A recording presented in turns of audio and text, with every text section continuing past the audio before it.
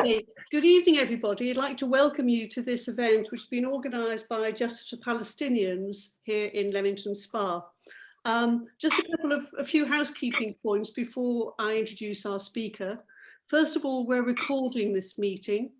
Secondly, we'd invite you to stay on mute to avoid any unexpected distractions from you eating your supper or dogs climbing onto the keyboard or whatever. We have enabled the possibility of having subtitles for this meeting. If you haven't used this before, on the bottom towards the right of your screen, or at least on mine on a laptop, there's a live transcript thing, and you press that, you then can say show subtitles. The meeting is going to last till about 7 o'clock. And Wayne's going to talk for about 20 minutes, and then we've got a good half hour for questions. I'd suggest that you put any questions into the chat function as we go along. I think that'll make it easier for us to very quickly get into the questions. A quick plug for our next meeting. It's going to be on the 26th of March with Andrew Whitley talking about Palestinian nationalism. There's information about that on our Facebook page. Please do look at our Facebook page if you haven't found it yet. And also, if you'd like to be on our mailing list, we send out a monthly email with what we're up to and some important facts and figures about what's happening in Palestine that we want to share with you. So that's enough of the housekeeping. I'm very happy now to introduce Wayne David.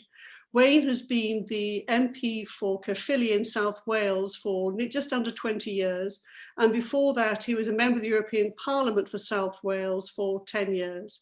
And last April, Keir Starmer appointed Wayne to be the Shadow Minister for the Middle East and North Africa. And Wayne is going to address a question that comes up in the Q&A of every single meeting we have, but he's actually going to address the question in his talk. And that is a two-state solution still possible? Wayne, the floor is yours. Well, thank you very much indeed, Belinda, and it's nice to see you again after those many years when we were together in the European Parliament. But I have one point to raise with you, however. You used a photograph of me which showed me with a moustache. That moustache was shaved off a little while ago when it started to go grey like my hair. Okay. So this is probably the first time in nearly 30 years you see my upper lip, so there you are. Could I begin by saying thank you very much indeed for the invitation to say a few words here and to engage with you, because I think it's particularly important in these days of COVID-19 pandemic that we are not constantly inward looking, but we are outward looking and recognize that we are citizens of one world and true internationalists. As you said, I was appointed to this job nearly a year ago now, and my brief was a very, very loose one.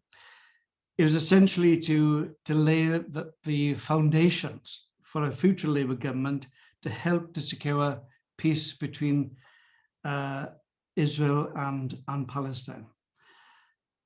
And what I've sought to do is basically to have as open and as free a dialogue as possible, both with Palestinians and Israelis. And my starting point is the acceptance, as you suggested in the introduction, but the only way to have a lasting and secure peace between the Palestinians and the Israelis is for a two-state solution. But that is profoundly much easier said than done.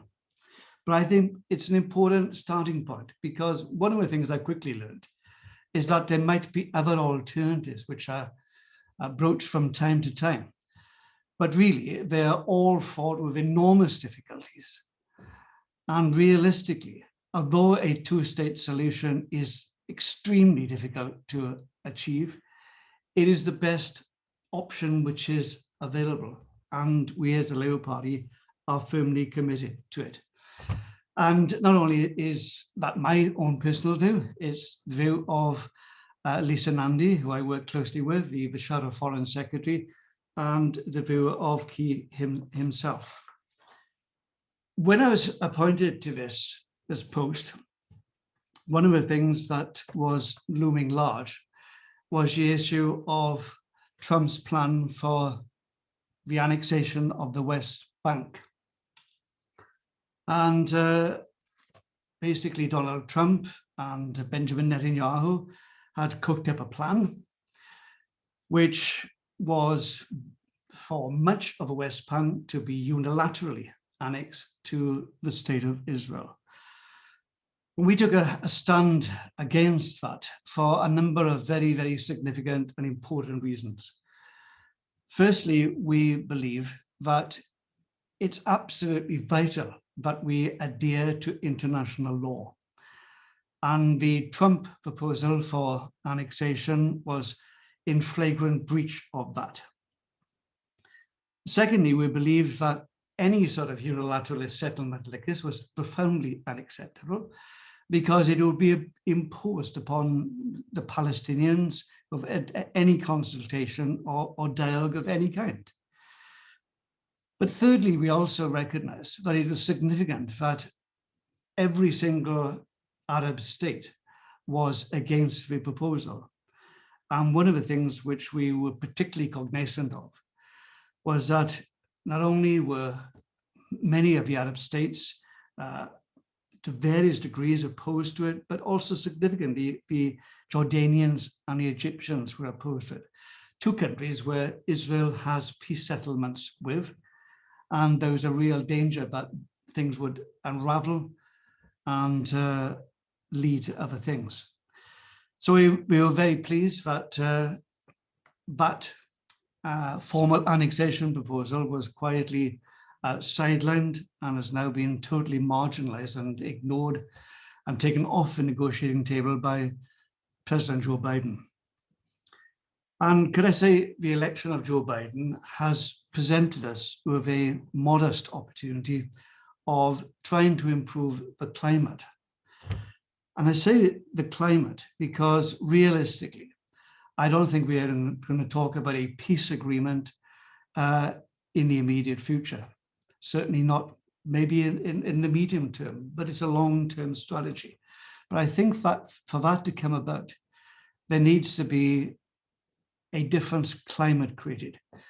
There needs to be a rapprochement, if possible, between sections of Palestinian civic life and Israeli civic life. I think people have to learn to live together and work together to a far greater extent before we can move tentatively towards a meaningful peace agreement. But I think it's important to emphasize too, that there are still real and quite important impediments to taking us towards an eventual peace agreement. And I'd like to identify four of those. The first one is the large number of illegal settlements which Israel has on the West Bank. There are some 150 settlements at the moment, and the number could well grow in the future, and 100 outposts. We're also seeing the settlements mushrooming in size, and significantly, there are plans for a major new settlement near East Jerusalem. And that is important because it would draw into question the viability of a Palestinian state. And we've always said it's not enough simply to talk about a two-state solution. Israel, on the one hand, has to be secure and confident that it will and be able to maintain peace. But equally, a Palestinian state has to be viable. And for settlements to be built around East Jerusalem is a fundamental problem. And the question mark which Israel is currently putting over the future recognition of the city of Jerusalem as being a capital for Palestine and Israel is something what we are very, very concerned about. So that's one issue. The second issue, and it's accompanying that, is the large number of demolitions which the State of Israel is conducting currently in the West Bank. And we saw a dramatic increase in the number of demolitions in the last few days of President Trump. And many of us are still continuing, even though Biden has said very, very clearly that he's against such demolitions and want to see a halt to them. But it's worth recognizing that since 2009, we've seen some 7,501 demolitions taking place, and we've seen 11,339 Palestinians being displaced from their homes. That is totally unacceptable, and we're continually putting pressure on the British government, not simply to go through the motions of saying this is unacceptable, but if it is wrong, but to actually stand up and be counted on this important issue, because it's a major impediment to peace. A third issue, which we feel particularly strongly about, is the treatment of children in Palestine. And Belinda and I were talking just before we started this conference about what has happened today, for example. And it seems that some 5 children have been arrested by the Israeli military, the IDF, and it seems they were arrested for picking flowers close to an illegal settlement. And that is unfortunately all too typical of what is happening on the ground close to these settlements, because the IDF is taking their instructions, despite their denials, from the settlers themselves, and there's no sense of equal treatment between the settlers who are there illegally and the Palestinians whose homes we're talking about. So that's a real problem, and many of those children end up being taken to military courts and being treated in a totally unacceptable way. And we've been working closely with Save the Children, for example, to try and give some sort of profile to what's happening to many of these children. That's an important issue for the children themselves. But because if we are going to move towards a two-state solution, those children will have a chip on their shoulder, understandably, for the rest of their lives. There is no way to build an understanding and a mutual respect between two peoples if the children of the Palestinians are being treated this way. So we think this is a very important issue, and we strongly believe that to be the case. But I'd add one further point to it, and it is this. The example today has been brought to our attention, not so much by the Palestinians themselves, but actually through people inside Israel. And it's important to remember that there are many people, a growing number of people, I believe, that the actions of the Israeli military is totally unacceptable. Unfortunately, those people don't have a strong political voice because of the configurations we have within the state of Israel. But nevertheless, many Israeli people recognize that this is totally unacceptable. And the final point I make is one which is on everybody's minds, and that's concerning the vaccinations which are taking place. Israel has the best vaccination record of any country in the world. And we know the reasons for that. Yes, they've got an effective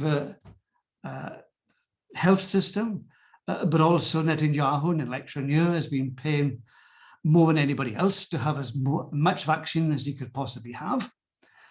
And of course, we are seeing that vaccination program being rolled out, but only to Israelis. Now, we've been pressing very, very hard, and I am pleased that the Israelis have at least begun a program to vaccinate Palestinian workers who go to work every day in Palestine, and there's some 100,000 of those. But we want to see that extended. And we want to see them working closely with the Palestinian Authority to make sure that there's a comprehensive program for the Palestinian people as well. And that's an important point for the Palestinian people, but it's also an important point for the Israelis as well, too, because a lot of medical people are saying, but given the fact that Israel and Palestine are so close together and there's so much interaction between the two areas, it makes sense for Israel to do that as well. So we are putting that argument to the Israelis, but it's in their best interest, as well as obviously the Palestinians together. And significant people are beginning to accept the need for that. So can I say in conclusion then, that those are some of the perspectives that we've got as a Labour front bench and the Foreign Affairs team, but also some of the very real problems which we are confronting and speaking up on a day-to-day basis.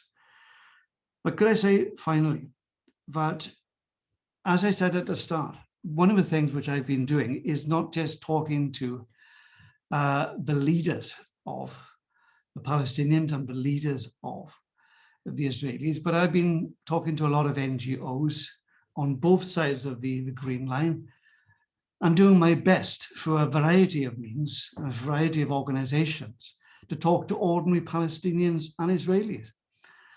And the galling thing is that there are so many people who want to live together in peace. And there's so many people who believe that it's in everyone's interest to bring to an end this historic enmity. Unfortunately, the political infrastructure in both Palestinian Authority and Gaza and Israel itself does not give effective voice to those kind of sentiments. But I would hope that with the election of Joe Biden and hopefully the election of a Labour government, we be able to work hard to create a new climate in which both Israelis and Palestinians can come together and they themselves negotiate a lasting peace. It's a long-term aim, but I really think it's something worth working for. Thank you. Thanks very much, Wayne. I'm going to invite people to put questions, but I'm going to abuse my position as the chair by perhaps putting a couple of linked questions. Just first of all, particularly on demolitions, I think we're all very conscious of the particular role that JCB is playing in this. And meanwhile, they continue to give money to the NSPCC, and there's quite an important campaign there trying to get NSPC to turn it down. Could you perhaps say something about the meeting which Keir Starmer had yesterday with Mrs. Zomlot, the Palestinian ambassador? As we mentioned to you, Mrs. Zomlot actually came to one of our last live meetings. And just also one of the points he made to us was that the British government's official position, if I'm right, is that the UK will recognise Palestine as a state when the time is right. And I'm just wondering, how we can convince the government to persuade them the time is right. So if you might want to say something about that, and then I can see questions coming in the chat, and I'll come to those shortly.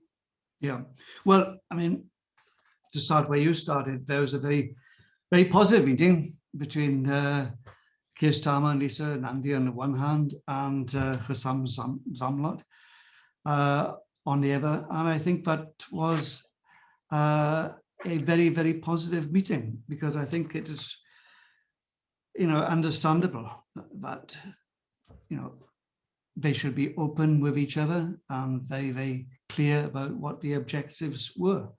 And Keir, as my understanding is, that set out very, very firmly that our objective was a two-state solution, and that he was keen to work with Palestinians and their representatives as well as the Israelis and their representatives. And I think that he indicated very, very clearly that Labour would do everything possible to try and bring the two sides together to create that space which would eventually lead to a negotiated settlement. But I think significantly, Keir also made it clear that we were prepared to stand up and be counted on many of the issues which I've touched upon just now. And to say that we are a friend of Israel, as we are a friend of Israel, does not mean that we believe that the excesses and the wrongdoings of the Israeli state should be defended or justified in any sort of way. There are things which are wrong, and we strongly support international law, and we will adhere to that position because we think it is right. And I think that position was certainly welcomed and agreed with by the Palestinian ambassador. On the issue of recognition of Palestine, I mean, our position is that we believe that Palestine should be recognized as an independent state. But I'll be honest with you, there are two things I would add to that. There are very real practical difficulties in terms of recognizing a state which doesn't, in any real sense, exist. And we want recognition to be something which is more than simply a set of words. We want a recognition to be part of an ongoing peace process. And we want to see that recognition come about as part of the two-state solution and a contribution towards achieving that. So I think the timing of that is very, very important. And I think if we simply said, yes, the government should recognize the state of Palestine, they'll say, very interesting, but what does it mean in real terms? To be honest, apart from rhetoric, as things stand at the moment, it doesn't mean a great deal. So we want a declaration, an agreement that this Palestinian state should be recognized to ensure that it has the maximum diplomatic impact and also contributes as meaningfully as possible to that two-state solution. Thanks. I suppose it's sort of chicken and egg. I mean, Israel, you know, we're friends of Israel, but I think as John Kelly is pointing out in the chat, basically, as Netanyahu has pointed out, the Israelis can do pretty much as they like to the Palestinians. There's no real consequence. We criticize them, but there's no real consequences. We're not, we know, the settlement products are illegally labeled. There's no ban on that. And you know, we keep putting hurdles for the Palestinians to prove themselves to be a state while the Israeli authorities make it impossible for them to do that. So how do we go beyond sort of nudging Israel and sort of hugging them close to actually show that there are consequences of what they're doing? And we're seeing daily the sort of brutality, but also that everything Israel is consciously doing to make a two-state solution completely unviable, as you're pointing out. I mean, 2 points I'd make, really. I mean, firstly, I refer to the formal annexation, which Trump and Netanyahu were in favor of. One of the things the Labour Party said very, very clearly is that if that annexation went ahead, we would be calling upon the British government to make it absolutely clear that not only was this completely wrong, but that there should be a ban on settlement products, both from those parts of the West Bank which were formerly annexed, but also from the settlements themselves. Now, that was the first time the Labour Party, I think, has ever said that it's in favour of any kind of ban on settlements from illegal settlements. And I think that's something we articulated very, very firmly and stuck to our guns, even though we had a great deal of criticism for that. We think, however, that the situation we're in now, as I said, the election of Joe Biden has created a new space.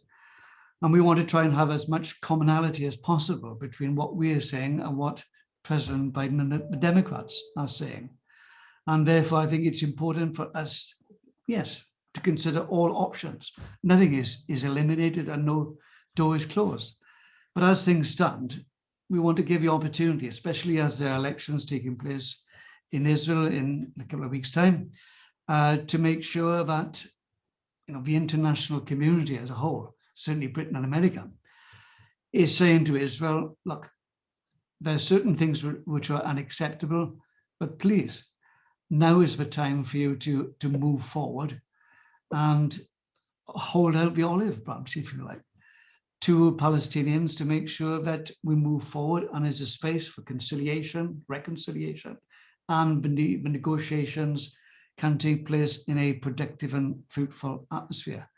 So I think it's a question of responding to the situation as we find it. And I think the situation as we find it is the onus will now be on the new Israeli government, whoever leads it and whatever composition it has, to recognize that the United States, supported by modestly the British Labour Party in opposition, is saying that certain things are expected of you, and we want to see a positive response. I understand that point of view. Of course, the formal annexation was just going to put a legal face on something that was already happening, a de jure. So, you know, the settlement, meanwhile, the settlements expand and continue to produce products. We've had speakers to our meetings and heard Palestinians saying that the two-state solution is frankly dead. It's just unworkable. I don't know what, you know, what the percentage of Palestinians, people in Palestine now would actually vote for it. But, you know, is it dead? I mean, are we flogging a dead horse? Well, I mean, it's a difficult option, but as I said earlier, it's the best option which is available, because I mean, what is the alternative? Conflict between the Palestinians and Israel? I don't think that is a palatable alternative, and something which I'd be strongly opposed to as a devout peacemonger. But I think also, I mean, people have talked about the state of Israel itself being transformed. I don't think that's realistic. I don't think it's going to happen. I think the reality is that, warts and all, the two-state solution is the best way forward that we have. And despite the enormous difficulties, I really think that is the case. But could I go back also to a point you made about annexation? You know, I do accept that the formal annexation, the legal illegality, if I can put it that way, may be taken off the table. But I think you're absolutely right. There's an annexation taking place, which is clandestine and illegal. And you know, it is significant, I think, that there was a letter written by 442 European parliamentarians, including a number of British parliamentarians, including Lisa Nandy and myself, which made the point that this annexation, which is taking place clandestinely and some would say surreptitiously, is nevertheless illegal. And we stand full square behind international law in saying that it is unacceptable. And, you know, the reality is that when negotiations take place, they'll take place within a legal framework. And the illegality of those settlements is something which has to be addressed. And I think it's, you know, it's no good to shine away from it. And that will be a major obstacle. Significantly, some of the opposition to Trump's proposal came from people in the settlements. And that's because some of the far right there didn't see any need for any kind of Palestinian state whatsoever, as Trump was actually suggesting. And they were against any kind of two-state solution, any kind of Palestinian state at all. And I think that is something which is profoundly worrying. And, you know, that's why I think the politics of Israel are just as important as the politics of the Palestinians in Gaza and the West Bank. And this is a profoundly difficult issue, but I don't think that we should shy away from it. No, I think you're right. I mean, the sort of settlers who are creating the outposts and their influence now on Israeli politics and the Israeli elections makes it harder and harder to reach any sort of agreement. And one of the questions we're getting is the sort of international community's support for the two-state solution unchanged? I mean, I always get the sense that they can't think of anything, but it's one thing they can all agree on. There should be a two-state solution, but what is sadly lacking is anything to make it happen. I mean, it's interesting that we've got Ireland now and Norway in the UN Security Council. Do you think that will, I mean, nothing seems to move Israel, but do you think that will begin to reshape the debate now that Trump's off the scene? I'm hopeful that it will. I mean, Trump was, in a sense, an enormous impediment to anything progressive. But on the other hand, he did focus people's minds, if only in opposition against him.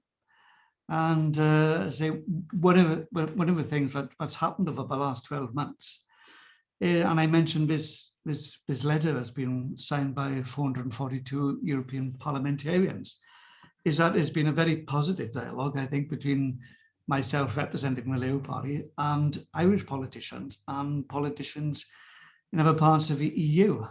And I think that is very significant, because Europe did play a modestly significant role when Trump was in power, because they were the only voice, I would argue, for some kind of sanity and rationality on the international scene. And I would hope that the Europeans as a whole, and Trump, although we have to recognize is not one of Trump's great priorities, nevertheless are able to work together to find a stronger common international voice than what we've had in the recent past. I mean, I think that it's impossible to imagine what's going to happen in Israel. Netanyahu has been a major blot in the landscape for far too long. And I live in hope that he will no longer be on the scene or leading Israel afterwards. I think if he does go, that in itself, whoever succeeds him, creates an opportunity really for having a better discourse. And I think that dialogue is so important, because peace is not going to come about by anybody anywhere pulling a rabbit out of a hat. It's going to come about gradually and slowly. And I think the way to do it, frankly, is to marginalize some of the extremists inside Israel, to have a dialogue with not just politicians, but also civil society as well. And I think that it is the case that many people in Israel, many of the NGOs that I speak for, actually are crying out for the so-called political class at the top to understand what most ordinary people want to see happen. And it's to break that deadlock which exists between leaders and led, which is so important if we are going to begin to create a new climate, which will eventually lead to a lasting peace. Thanks. There's a number of questions and comments in the chat particularly about Keir Starmer's own position, because he's seen to be more pro-Israel than pro-Palestine. People have questioned his commitment to the Palestinian cause. There's been stories in the media about someone who was in the Israeli forces who now works in his private office. This isn't going to turn into a Labour Party meeting, though a number of us are Labour Party members, but perhaps you might just want to address that issue. I mean, I think that, to be fair and honest, I mean, what Keir is striving to do is to be even-handed. And that is to respect, on the one hand, there are, legitimate, decent voices inside Israel, but equally that's true as far as the Palestinians are concerned as well. And I think he's quite keen not to be seen to be on one side rather than the other. And I personally agree with him. I mean, I am at pains to stress that I've had excellent discussions with Palestinians and Israelis as well too. And I think that, having an understanding and a mutual respect, and to try and create a new kind of climate where people can come together, to work out common ways forward, is extremely important. And I think in a modest kind of way, I think Keir is trying to do that. I mean, inside the Labour Party, there's been, an acrimonious debate over anti-Semitism, so on, and Israel and Palestine. I think what we need to do above all else is to calm things down a bit, so that people begin to understand where people are coming from and why they hold these views, and then to find where there's common ground and work together to reinforce unity rather than division. I mean, that's a long-term project. It's perhaps it's a culture change, but I think it is something which is well worth working for, because I believe, it is often said, look at the example of Northern Ireland. There's a new climate in Northern Ireland, and it didn't just come about. It didn't just happen because politicians met together behind closed doors and hammered a deal out. It came together because people in their respective communities, began to say there must be a better way to live than this. And I think that, we want to bring about peace between Palestinians and Israelis. That'll have to be done themselves. But what we can begin to do, I think, is to create a better climate so that people are able to, dare I say, respect each other and recognize where each side is coming from. And it's very easy to talk in these terms, I know, but I think that is so profoundly important. We have to create a better international and a domestic climate, and also contribute to creating a better climate in the Middle East. Okay, I'm going to stop trying to dominate the questions. Actually, we're doing reasonably well on time. So I'm going to invite some people to speak. Sally Davis, I think, particularly wants to come back on the point about even-handed.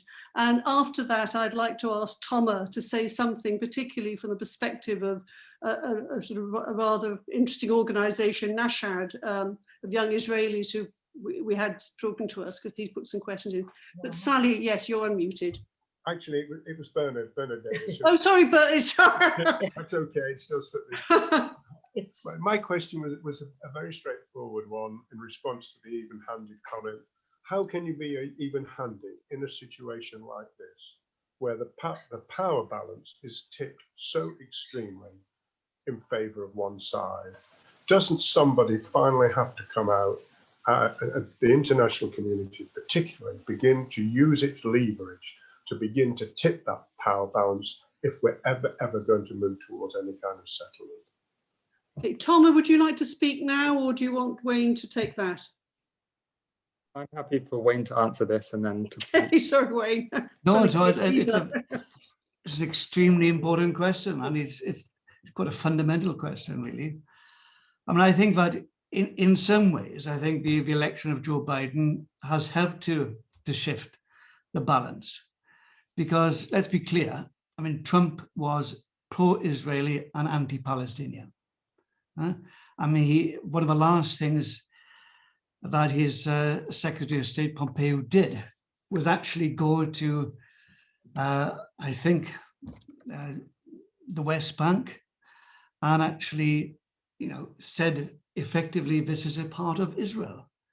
I mean, they couldn't be a more blatant and unacceptable, in my view, comment by a person of immense power. And I think that the fact that Joe Biden has moved away from that, and that one of the first things he did was to reestablish contact between the American government and the Palestinians. And that's something which the Palestinian ambassador and I have spoken about, and he recognizes. But it is quite a fundamental sea change. And he himself worked in Washington, so he knows better than most. And to have that meaningful dialogue again with the United States is extremely important. And I know you can't place too much emphasis on this, but Netanyahu was extremely aggrieved that he didn't receive a phone call early on from Joe Biden. That was quite deliberate, because it's the United States sending out a message that the days of Trump and his support, unequivocally, no matter what, support for Israel is over. And Biden himself, although I might have some reservations about some of the things he might be doing most forcefully in this context, it's nevertheless a real breath of fresh air. And I think that we need to recognize that and build upon it, because it shows what can be done. In terms of Israel, I think that it's important to recognize, and you know better than anybody else, the background to the creation of the State of Israel. Dare I say, and this is not a book plug, but this book is available in all good bookshops if you want to buy it. It's a biography of a chap you wouldn't have heard of. It's called Morgan Jones, Man of Conscience, and it's written by myself. And Morgan Jones was the Labour MP for Caerphilly from 1921 until 1939. And after the cataclysmic election of 1931, Morgan Jones found himself holding a number of different positions because there weren't many Labour MPs to go around and do different jobs. And one of the jobs he had was he was a Labour front bench spokesman. And he was a spokesman on the Middle East. And interestingly enough, he was neither pro-Arab or pro-Jewish, was the labels attached to him that time. And he didn't use the term itself, but his utterances actually boiled down to a belief in a two-state solution. And he strongly believed, as someone who had close links to the Jewish community and saw at firsthand what is happening to so many Jewish people right across Europe, not just in Germany during the 1930s, that a Jewish homeland ought to be established. But he equally argued the case that the interests of the Arab people, the Palestinian people in the area, shouldn't be forgotten about or ignored. And I think, in a sense, that's the germ of the two-state solution. And that's what I firmly am today. I do recognize that, the Jewish people have made the case for a Jewish homeland, and that should be recognized. But I think equally that the Palestinians have paid a heavy price for the establishment of that homeland, and they deserve the support of the international community in having a homeland of their own, a state of their own. And I believe that rationale is accepted by many Israelis today. Unfortunately, the impression is given because of political leadership doesn't hold that view, but that is not the view of the Israeli people, what I honestly believe it is. And you mentioned Yachad, for example. I've got good links with them. In fact, they were good enough to organize a seminar for myself in which they brought together various Israeli voices. And through Zoom, we had a very, very productive and fruitful discussion about how ordinary Israelis saw the situation. And I was really heartened by that. And it is so different to the impression that is sometimes given if you simply read the newspapers or listen to the political leadership in Israel. So that all fills me with hope. That doesn't mean we're not insurmountable problems. There may be problems, but I don't think they ultimately are insurmountable. And I think that, as Keir Starmer has argued, what we need to do is have a different starting point. It's not for or against. It's where is the common ground? Where can we find commonality? Where can we work together and create, some sort of unity of purpose, where previously and currently there's still exacerbated division. Thanks. I think I noticed in a recent tweet from you that that book is now available as an e-book as well. So, Indeed. Okay. John Kelly had another question on the even-handed issue, so I'm going to give him the floor. Later, I'll come to Thomas and then to Adrian. I'm conscious of the time, but we're doing okay for time. So, John, you're muted. There's a couple of things that you've said, Wayne, that in this last intervention, which don't seem to me to ring quite true. I mean, I totally recognise there are quite a lot of Israelis who take a much more sympathetic view to the Palestinians, but the majority of Israelis keep electing these frightful right-wing governments, which have a very low opinion of Palestinians, have no concern for their rights, and let Netanyahu do whatever he likes. And I think that combined with the fact that I think it may be very optimistic to think that much will change with Joe Biden. I can remember attending a meeting in, I think it was 2009, at which both David Miliband, who was then Foreign Secretary, and Gordon Brown was Prime Minister, and the question was raised about the direction of travel in Israel at that time, and that didn't something need to be done to put pressure on Israel to change this.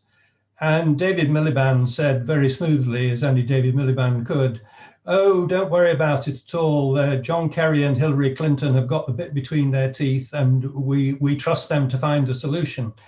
But they didn't. And they did work very hard at it. John Kerry especially had how many dozens of visits to Israel and the West Bank? I can't remember, but it was a heck of a lot. And he couldn't get anywhere. And the situation has got steadily worse. And I'm not sure that any American government, even a Democrat-led American government, has really got the energy or the determination to see this fixed. Thank you very much, John. And it's nice to see you again. I recognize what you're saying, but if I'm absolutely honest, I think that if we look back really over the missed opportunities there have been, I think that, perhaps fault lies with both the Palestinians and the Israelis for not coming to an agreement. And I've been reading Obama's recent autobiography, and similarly with Clinton as well. I think that they certainly had the feeling that the Palestinians could have done more than what they did do to bring about some kind of agreement. So I think it's a question of the Palestinians as well as the Israelis. And I think that, one of the difficult issues, and I've been taking on a virtual tour of Palestine over the last week or so. I got another session tomorrow, is that many Palestinians are alienated from their own leadership. And that applies not just to the PLO, but also to Hamas as well.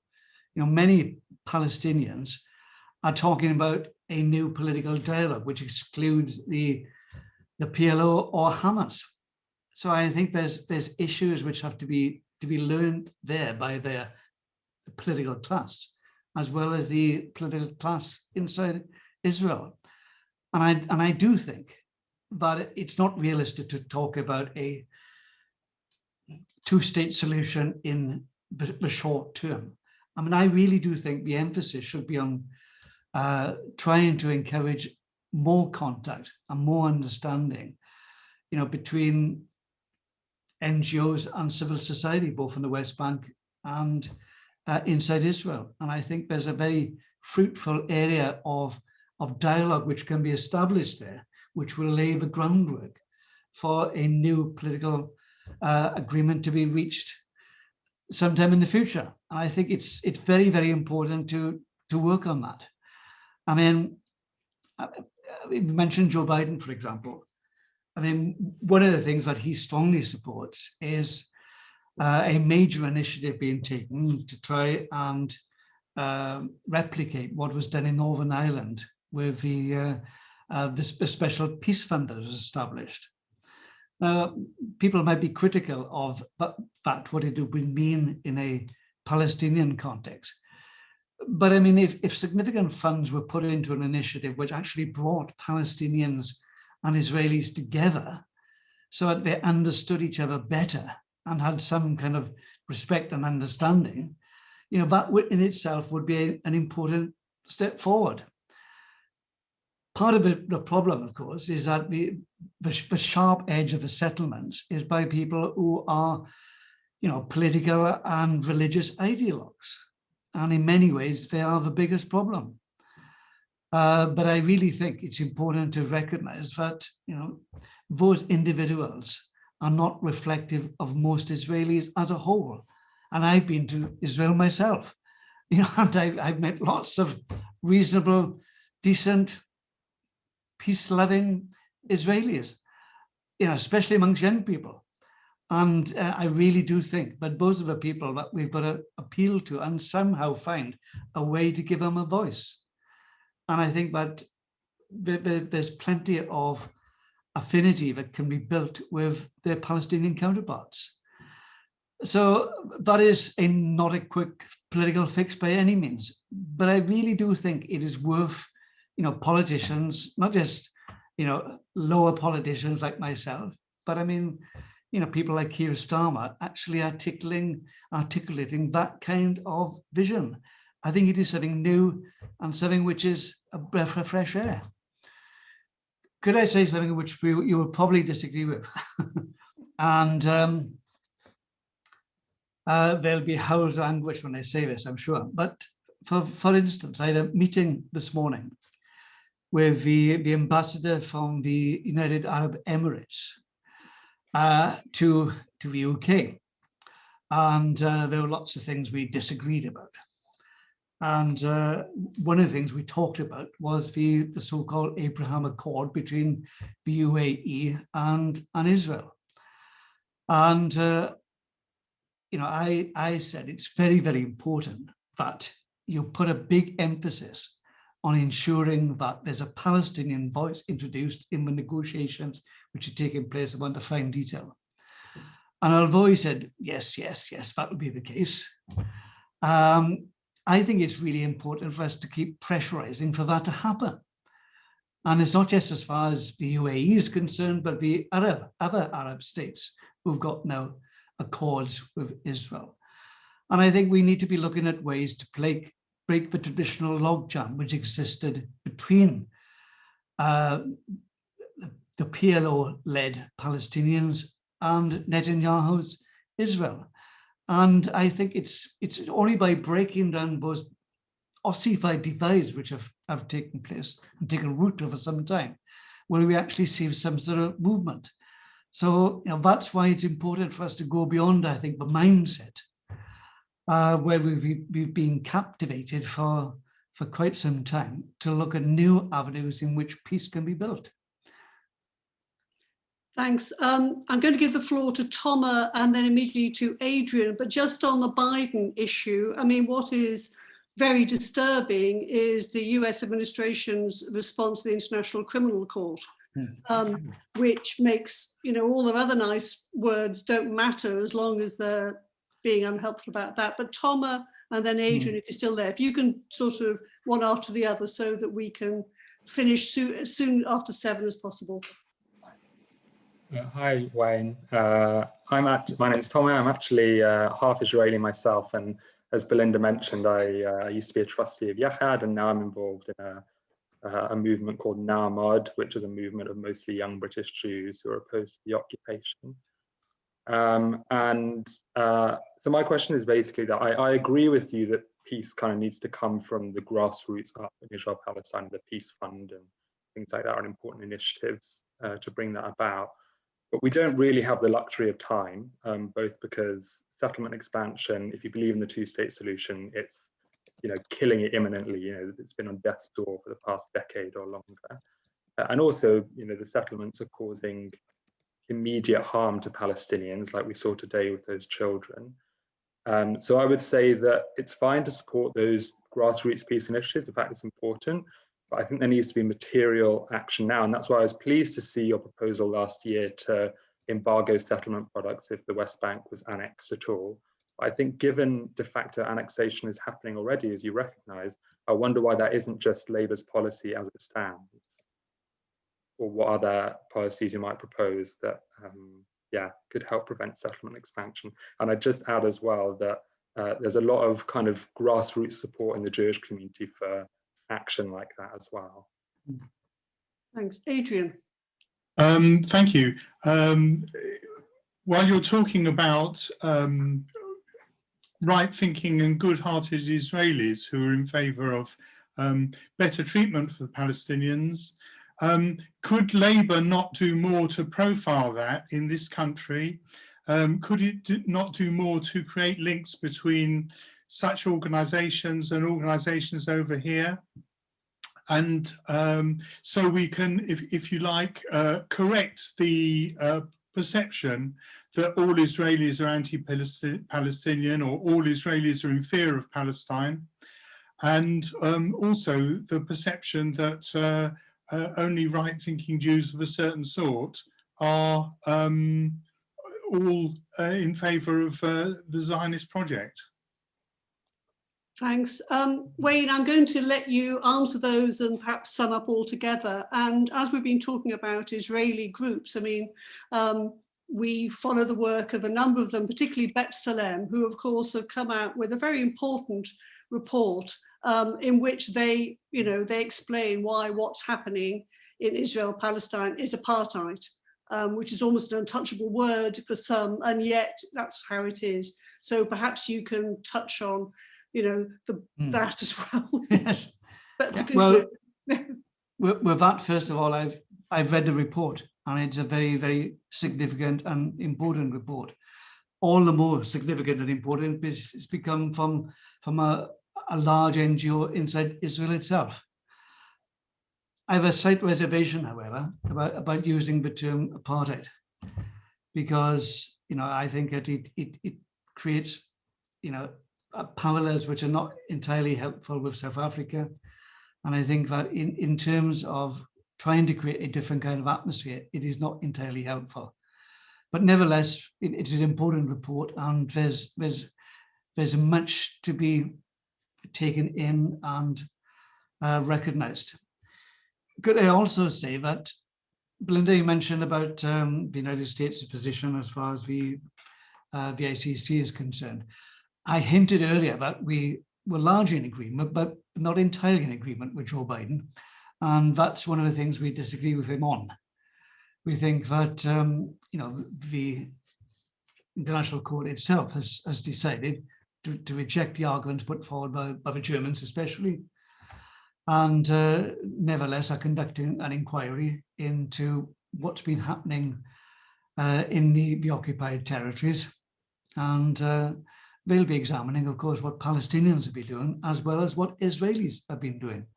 And I think it's important that, if the Israelis are absolutely confident that everything is above board and there's nothing wrong, then they'll openly say so. I think that the reality is somewhat different, as I've indicated. And I would hope that nevertheless the inquiry takes place and the truth is revealed for all to see. Could I say that as far as annexation is concerned, we did take a very strong position against formal annexation, but as has been suggested, the de facto annexation is taking place. And that's why we signed this statement, which has been put together by the Palestinian Israeli Breakfast Club, which some of you may have contributed to or been involved in.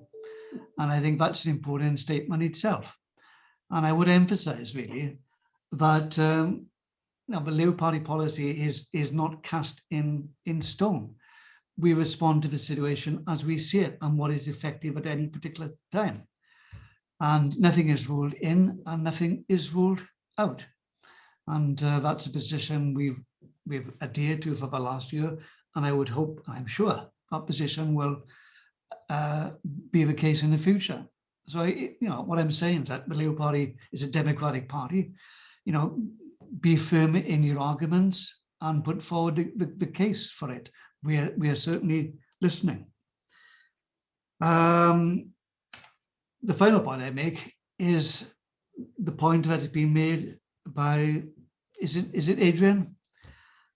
That the voice of what I would consider moderate and reasonable Israelis is seldom heard in any kind of discourse. And one of the things that I think you're right, we need to be looking at doing as a Labour Party is saying loudly and clearly that it's not the established organizations which grab the headlines and you know who they are,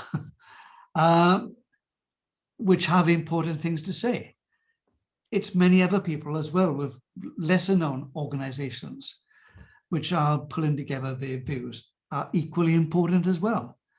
And dare I say, I'd like Tom to get in touch with me afterwards, and I would love to have a dialogue with his friends and colleagues with them, because I think their voice is just as important, if not more important, because they're young people, than some of the organizations which tend to claim to represent Jewish people at home and in Israel. So I think giving a voice and giving a platform, giving credence to what you have to say is very, very important. And, I'd come back to the point I was making right at the start. I don't envisage being able to come back to you in 12 months' time and say, we've done it, we've achieved the two-state solution, it's all settled. I don't imagine coming back to you in 5 years' time and saying that. But hopefully somebody, possibly my successor, will say, yes, we built on that groundwork which was laid, and it was worth it. Thanks so much, Wayne. I'll put you and Tom, I'll give you each other your email so you can follow that up.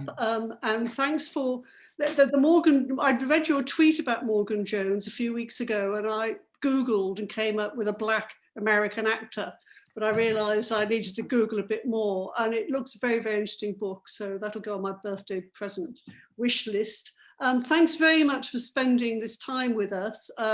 It's been a rather intense hour, I think it's fair to say. We've covered a lot of topics.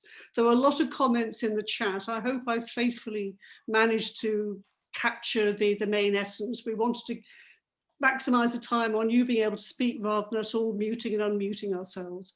But thanks so much. It's been very good to hear from you. We hope we can stay, JFP and others who are here in this meeting can stay in touch with you in the coming months and years. Thank you.